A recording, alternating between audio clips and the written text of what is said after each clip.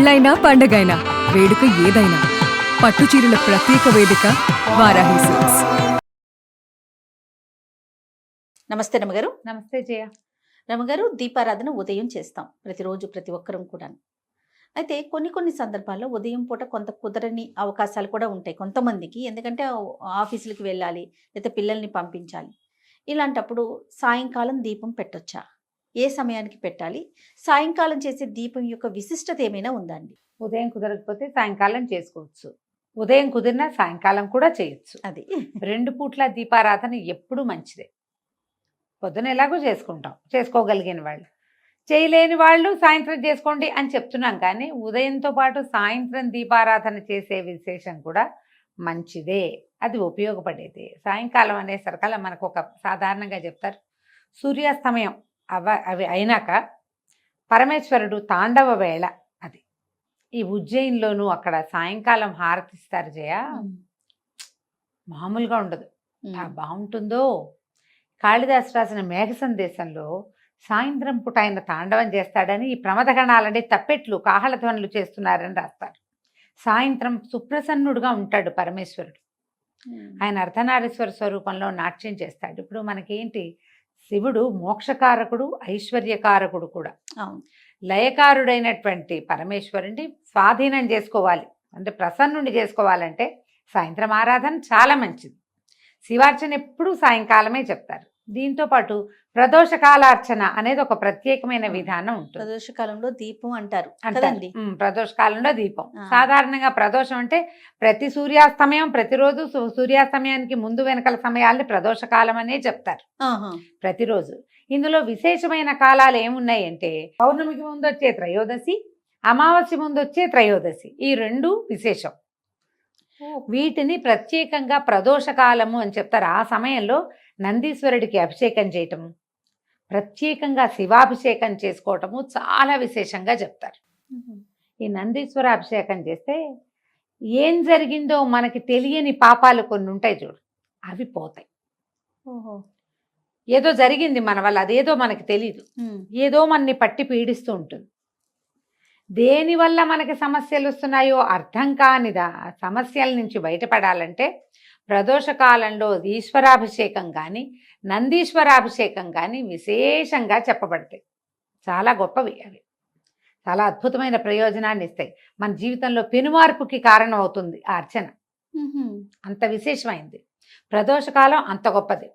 ఇప్పుడు నిత్యము ప్రదోషం అంటే సూర్యాస్తమయం వెళ్ళాక 1 గంట, గంటన్నర పాట భేదాలు ఉన్నాయి. కొంతమంది ½ అన్ అవరే అంటారు, కొంతమంది 2.5 గంటలు అంటారు.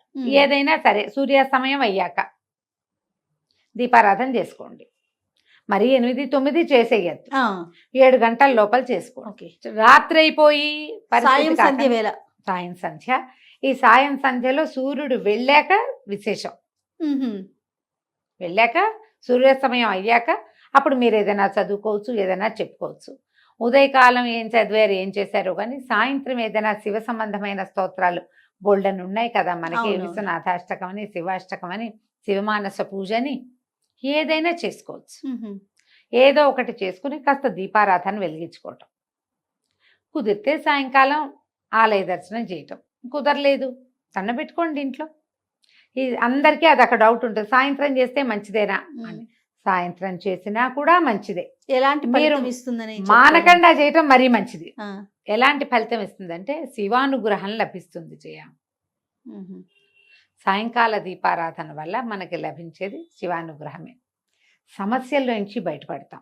ఈ రోజువారీ మన జీవితం ఒక ప్రెషర్ఫుల్గా నడుస్తూ ఉంటుంది కదా, దాంట్లో నుంచి ఒక సొలేస్ లభిస్తుందని భావిస్తాను జయ. నా మటుకు నేను సాయంత్రం దీపం పెట్టగానే పొద్దుటి చిక్కంతా తీసేసినట్టు అనిపిస్తుంది నాకు. ఏవో మాట్లాడతాం వాళ్ళతో వీళ్ళతో, ఎవరెవరినో కలుస్తాం, ఏమిటో అనుకుంటాం, బోళ్ళని ప్లాన్ చేస్తాం, అవన్నీ అవ్వవు, అన్నీ కుప్పగొలిపోతాయి ప్లాన్లన్నీ. ఒకసారి ఏదో వస్తుంది అనుకుంటే ఏమీ రాదు, ఎవరో వస్తారనుకుంటే రారు, అనవసరంగా మనం వెళ్ళామనిపిస్తుంది. ఏవో ఉంటాయి. ఇవన్నిటికీ ఆ దీపం పెట్టి కాస్త అగరత్ వెలిగించి, ఒకట పంచాపచారాలు సాయంకాలం పెద్ద పువ్వులు గివ్వులు పెట్టరు ఎవరు, పొద్దున్న చేయని వాళ్ళు పెట్టుకుంటారనుకో. ఆ ధూపం కాస్త ఇంట్లో అట్లా చూపించామంటే హాయిగా ఉందిరా, ప్రశాంతంగా ఉంది, ఈ పూట చిక్కు వదిలిపోయింది అనిపిస్తుంది. అది ఫీల్ అవ్వాలి.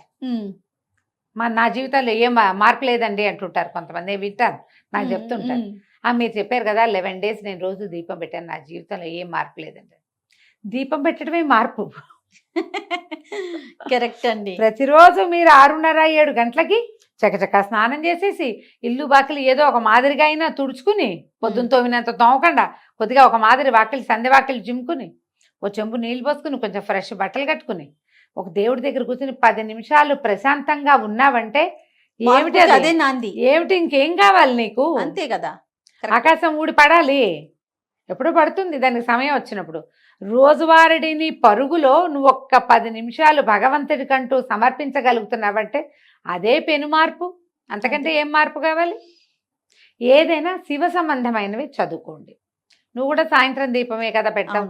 అవును ఈ రమ్మగారు. పొద్దున పూట పరిగెత్తే వాళ్ళందరూ సాయంకాలం ఇంటికి వచ్చాక కాస్త చక్కగా ఫ్రెష్ అయ్యి ఏదో అవసరమైన 2-3 పనులు చేసుకుని ఆ దేవుడి దగ్గర ఒక 10 నిమిషాలైనా కూర్చుని దీపం పెట్టుకుని ఒక అగరత్తి వెలిగించి ధూపం దీపం సమర్పించి ఏంటో ప్రశాంతంగా అనిపిస్తుంది అంతే. రమ్మగారు. ఆ ఫీలింగ్ ఏంటో తెలీదు. అంతే. మీరు చెప్పినట్లుగా అమావాస్య ముందు పౌర్ణమి ముందు స్పెషల్ గడియలు ఉంటాయి అన్నారు కదా, ఆ, ఆ విషయం నాకు తెలీదు. అదేలే నేను ఉదయం నాకు కుదరక సాయంత్రం పెట్టుకుంటా. సాయంత్రం పెట్టుకుంటా భలే ప్రశాంతంగా ఉంటుందండి. ఉమ్.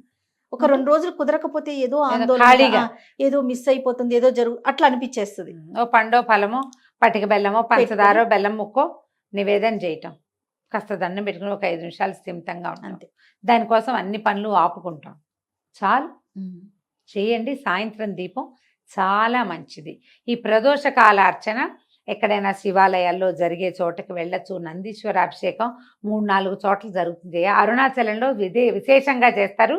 మాసం చివర ఆహాహా. అమావాస్యకు ముందు వచ్చే త్రయోదశి బాగా విశేషంగా అప్పుడు చేస్తారు. చాలా విశేషంగా చేస్తారు. ఆ. ప్రదోష కాలార్చన అద్భుతంగా చేస్తారు. ఇటీవల కాలంలో నేను ఒకరితో మాట్లాడాను. దగదర్తి అని ఇది దేవాలయం నెల్లూరు జిల్లాలో ఉంది. దగదర్తిలో ఉన్న ఈ శివాలయంలో కూడా ఈ పేరుతోటి యూట్యూబ్ ఛానల్ కూడా ఉంది. కేవలం శివాలయం ఇంకేం లేదు. వాళ్ళు కూడా ఈ నందీశ్వర అభిషేకం చేస్తారు ప్రదోష కాలంలో. ప్రదోష కాలంలో. నేను నెల్లూరు వెళ్ళైనా మూలాపేట అని ఒక ప్లేస్ ఉంది. అక్కడ మూలస్థానేశ్వరుడు అనే దేవాలయం ఉంది. అక్కడ శివాలయం పాతది. అక్కడి నుంచే మొదలైందట నెల్లూరు ఊరు. అదే మొదలు. అక్కడే ఉసిరి చెట్లు ఉన్నాయి. నెల్లికాయ వల్లే నెల్లూరు అని పేరు వచ్చింది. ఉసిరికాయ నెల్లికాయ అంటారు. అవును. అక్కడ మొట్టమొదట పరమేశ్వరుడు వెలిసి ఉన్నాడు, మూలస్థానేశ్వరుడు. అక్కడ ఆస్థాన నందీశ్వరుడు ఉన్నాడు. వాళ్ళు కూడా ప్రదోషకాల అర్చన చేస్తారు. కొన్ని దేవాలయాల్లో విశేషంగా కనపడుతుంది. మీ సమీపంలో ఎక్కడైనా ఉంటే ప్రదోషకాల అర్చన చేయించుకోండి. ఈ అరుణాచలంలో దగదర్తిలో వీటన్ని చోట్ల కూడా మనం బుక్ చేసి పెట్టుకోవచ్చు. గోత్రనామాలు పంపిస్తే అర్చన చేస్తారు. అవకాశం ఉన్నప్పుడు ఒకసారి వెళ్ళి దగ్గరుండి ఆ నందీశ్వరుడికి చేసే అభిషేకాన్ని చూడొచ్చు కంటితోటి. ఇది విశేషమైనది. నువ్వు ఎందుకు అడిగావో సాయంకాల దీపంని, దాంట్లో మనం ప్రదోష కాలాన్ని కూడా కలుపుతున్నాం. అవునండి. ఇప్పుడు మీరు సాయంత్రం పెట్టే దీపాన్ని ప్రదోష దీపం అనొచ్చు.